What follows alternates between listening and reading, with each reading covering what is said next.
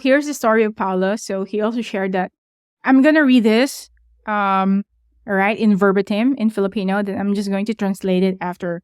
I was being scammed last year. The offer was really tempting that I wasn't able to think more than 100 times. If you're a freelancer or business owner, the Article and Design podcast is a must listen. Hosted by experienced freelancer of over 10 years, Margaret Sulapas. Article and Design podcast covers a range of topics that will help you run your business more effectively. You'll learn about time management, marketing, pricing, and more. And because it's made by freelancers for freelancers, you can be sure that the advice is relevant and useful. If you want to improve your business skills and knowledge, tune into Article and Design podcast every Saturday. Now listen up and enjoy the show.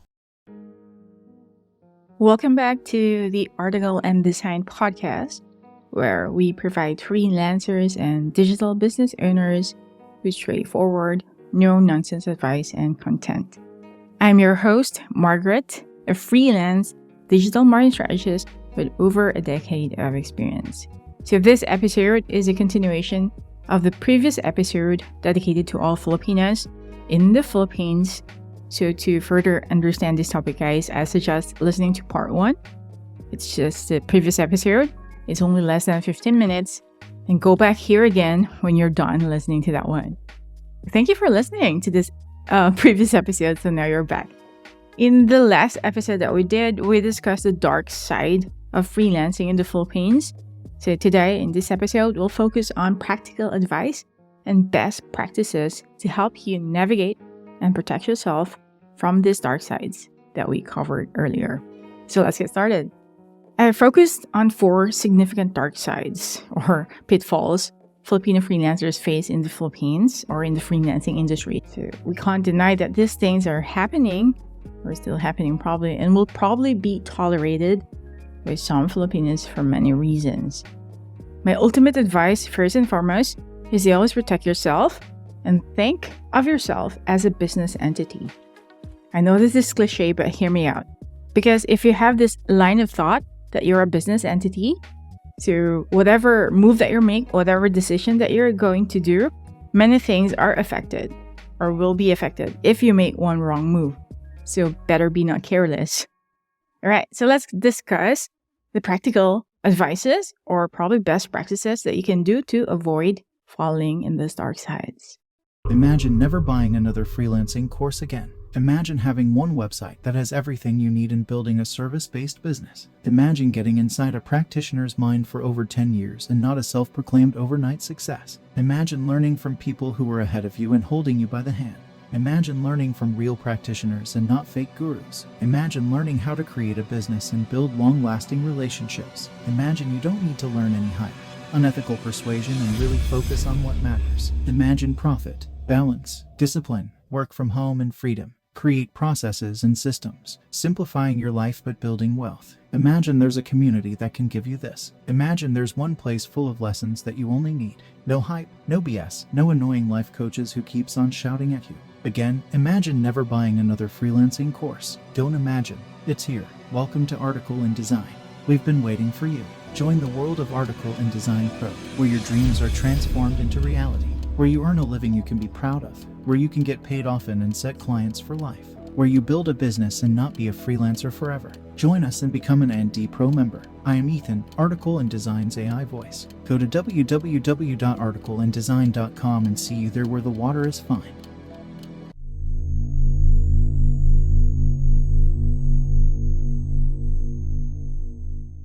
So number 1, the lack of benefits for freelancers. How could you protect yourself from this?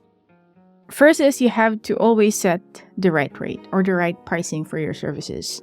How do you do that? As I've mentioned in my previous podcast episodes, there is no hard and fast rule in pricing, right? There's a lot of moving parts there. But remember, your rate should not only cover for your time. Don't undersell yourself by accepting low rates that barely cover your living expenses. So instead, do a calculation. Calculate a rate that allows you to save for the future, and again, protect yourself in case of unexpected circumstances. So if you don't know how to price your freelance services, I created a live webinar, I think last year. Just go to the description box and click the link Now it's available to everyone. I suggested how to calculate a freelance service, how to come up with your freedom number. And there are 4 strategies on how to price your services. So first, that's it. You have to set the right rate. And again, you have to know or to learn how to negotiate. Because in one way or another, you will use this technique. So just because you're a freelancer, it doesn't mean you can't negotiate terms similar to those in a traditional employment, right? So when discussing a contract with a client, you can try to negotiate terms such as probably you can say after 3 months or 6 months of working with you, or probably after doing this project, we can talk about an increase of rate.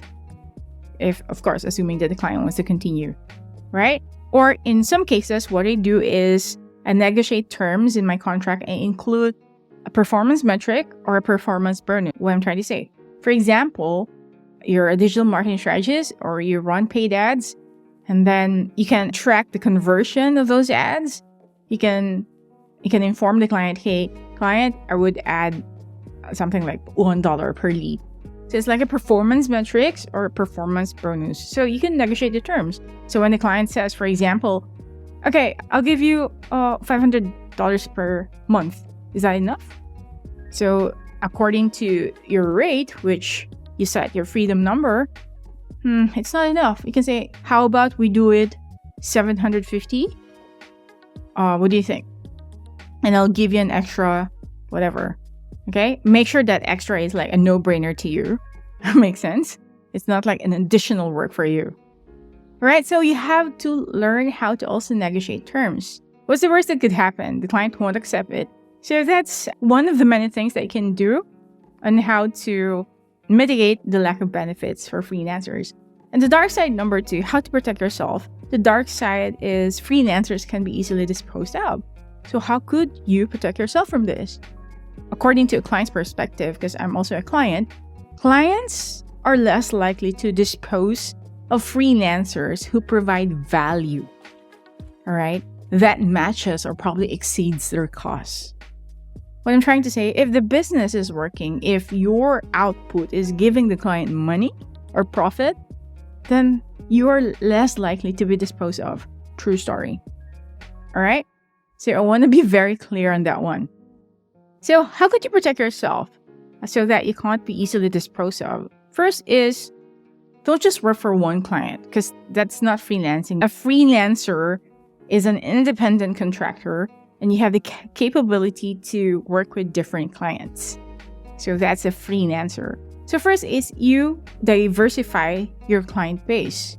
So don't put all your eggs in one basket. Having a diverse client base will provide you with a safety net if one client suddenly decides to end their contract. It's a good practice to balance a few long-term clients with several shorter project-based clients. This way, you're not overly dependent on one income source. So for example, like what I usually do is I have 3 retainer clients.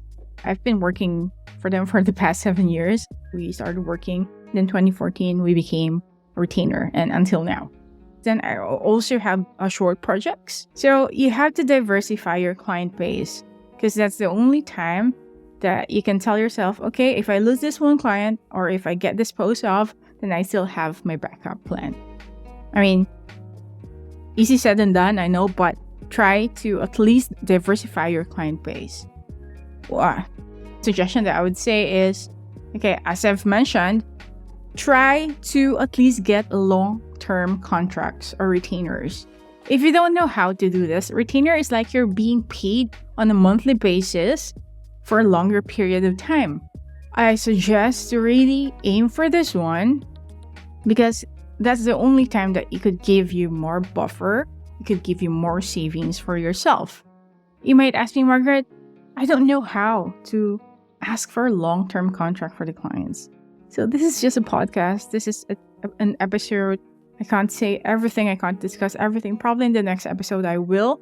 But if you wanted a thorough discussion on how to do that, that is all found in Super Freelancers course, Filipino Freelancers Marketing Bible, and the article in Design Pro, right?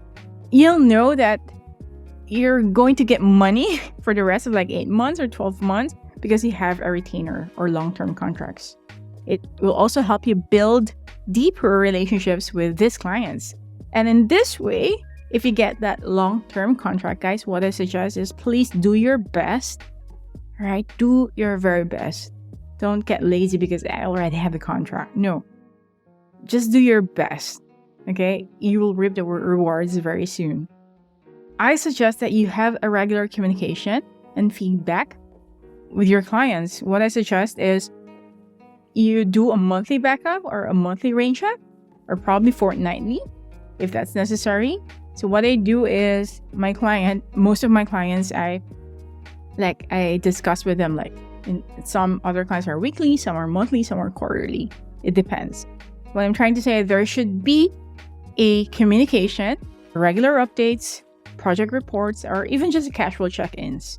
Okay? In this way, the client will feel that, hey, you're part of the business. That can make you more than just a disposable freelancer, but a valuable part of their business. How could you protect yourself so that you can't be easily disposed of? Number one is I want you to build your brand. All right? You have to build your brand. You position yourself as the go-to person in your field. How could you do that? First, get your freaking portfolio already. Build yourself a website. Okay? Please build yourself a website if you really wanted to make it in the freelancing world. Okay, I'm not going to discuss to you how to build a website, but build yourself a website. The more you're seen as an authority, the less likely you are to be viewed as disposable. So this can be achieved through having a website presence, a social media presence, or you're regularly posting a blog, or even you have your own podcast or your own YouTube channel. So you have to build your brand, whatever that means. It depends whatever is working for you, right?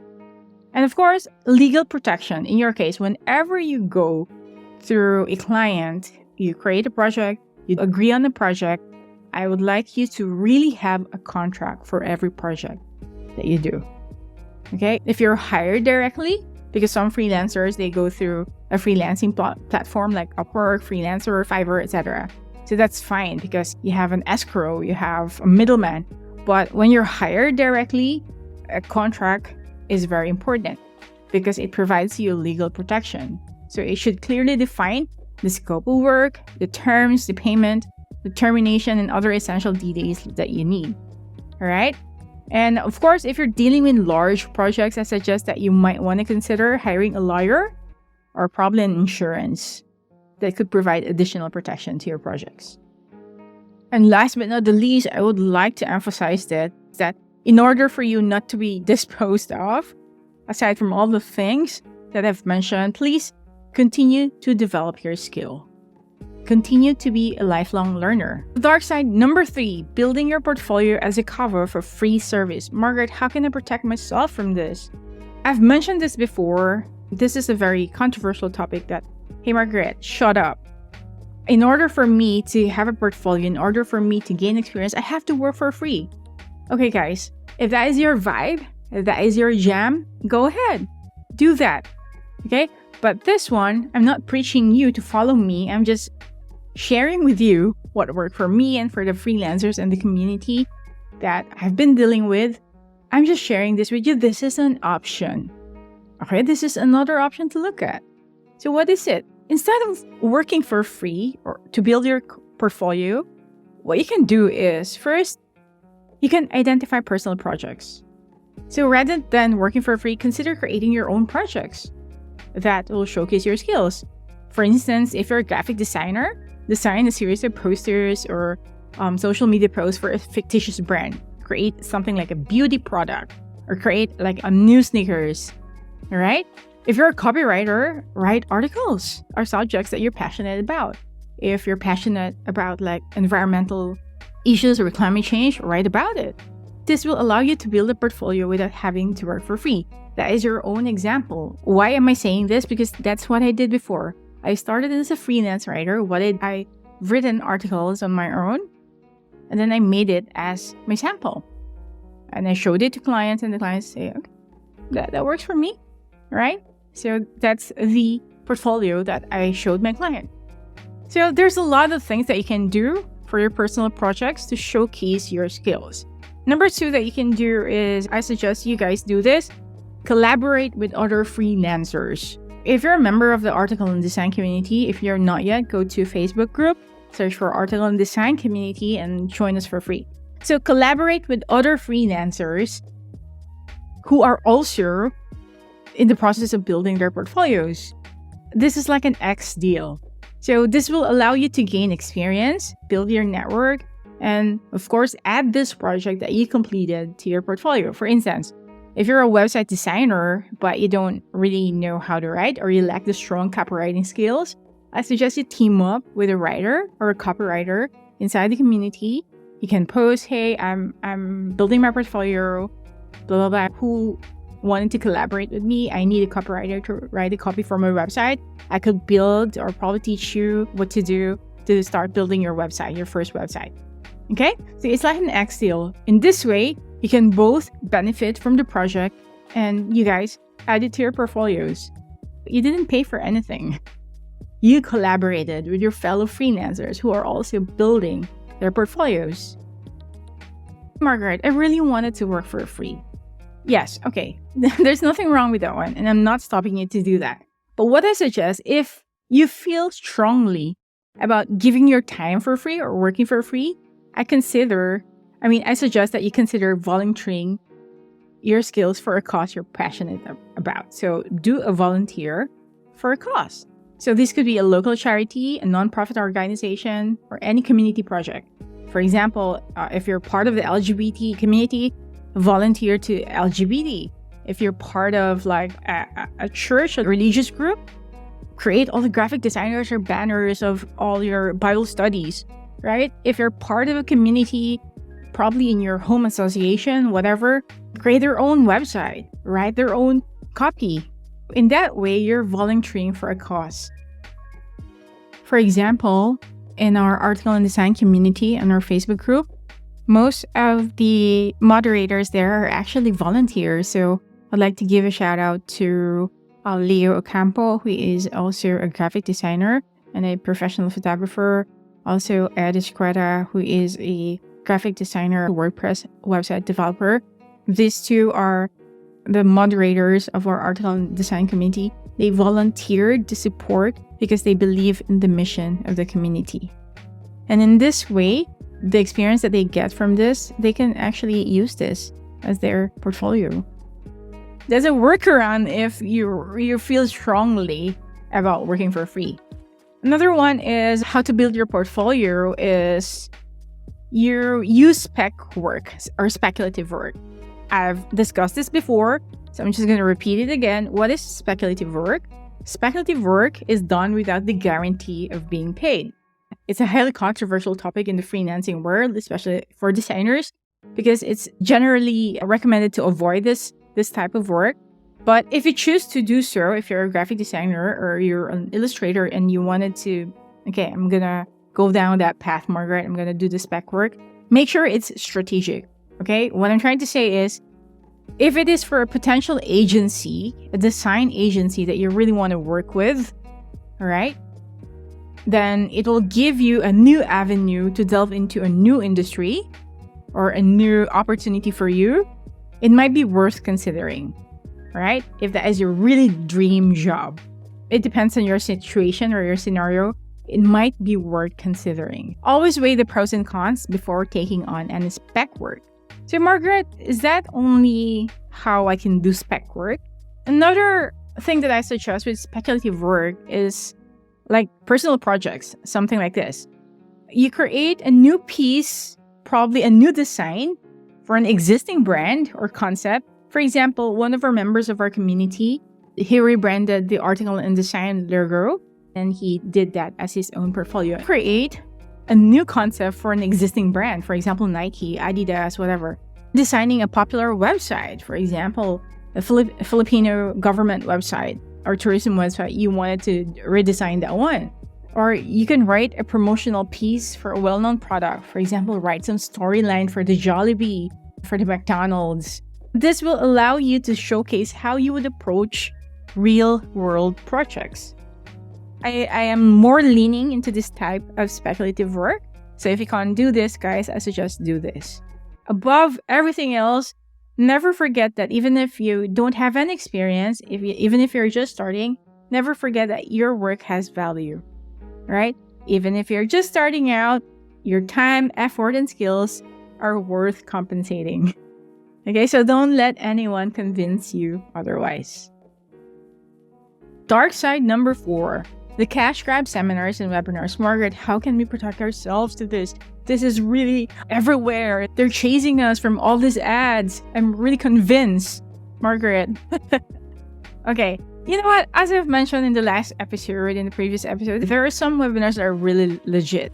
You really have to be picky to what webinars that you're attending, or guys, you're just going to waste your 1 hour, 2 hours, 3 hours of your time. So first is I suggest you research the presenter. Before attending any webinar or seminar, conduct a thorough research. Who are these people? Okay? Check their credentials, their online presence. If it is dodgy, right, or if it looks like a bit of a dud, then okay, tread lightly or probably think a million times. So check the reviews, testimonials. What are their principles? Probably it's not parallel to what you believe, so it's a waste of time if you attend that one. So if they claim to be successful, they should have a substantial online footprint to back up their claims. As I've told you last episode, I saw this freelance coach in the Philippines. She claimed that she's a designer, but when you look at her portfolio, her footprint, she is no way a designer.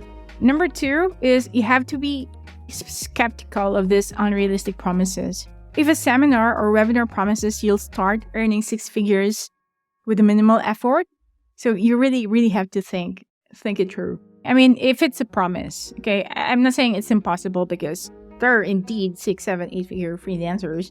Anyone promising a shortcut to wealth is likely trying to sell you something that won't deliver, because there are no shortcuts. Do an excellent job, learn. All right, sometimes you have to learn the hard way. Number 3 is you have to seek recommendations.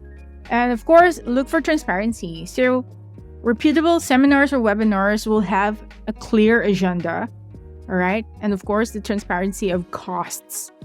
If the presenter is vague about what the seminar will cover and what you're actually paying, then consider it a red flag. Okay? Because actually, guys, at the end of the day, there is no free in free.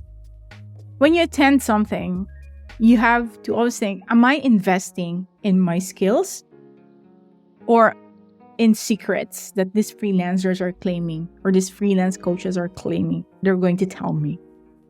So invest in skills and not in secrets. Rather than spending money on seminars that promises their insider secrets, mastermind, blah, blah, blah, whatever academy, the 6-figure boot camp, what have you, invest in learning new skills or improving whatever skills that you have right now. Okay? There are plenty of courses or online courses or resources that can help you become a more proficient freelancer. Like, for example, if you wanted to focus more on your marketing, there are a lot of like online courses about that one. Like, for example, in article and design, we focus on teaching you how to market yourself properly and how to write emails, write your templates, and how to price. These are like skills, right? Negotiation and marketing skills. Okay? Yes, please indulge me to promote my online courses because I'm really proud of what we're doing here. Because if you invest in us, you're investing in your skills and not on secrets, because we don't have any, honestly. So number 6 is you trust your gut. This is like a common experience for every one of us, that if it seems too good to be true, it probably is. So it feels something is off, probably it is really off. So you always trust your instincts when it comes to these seminars and webinars, if this is like a scam. I'd like to share a story. I'd like to share one of the emails I received from one of the members of our community in article and design. So I'll give a shout out to Paolo. So Paolo Memije, correct me if I pronounce your name wrong. So Paolo is actually a graphic designer based in the Philippines. He focuses on logo and brand identity. So you can check him out on Facebook, Paolo Memije Design or in Behance, Paulo Memije. And of course, he has his own website, which is paulo.memije.info. All right, so shout out to Paolo and thank you for sharing this story. This is in reply to my email, Sunday newsletter. Paolo said, I'm just going to read it.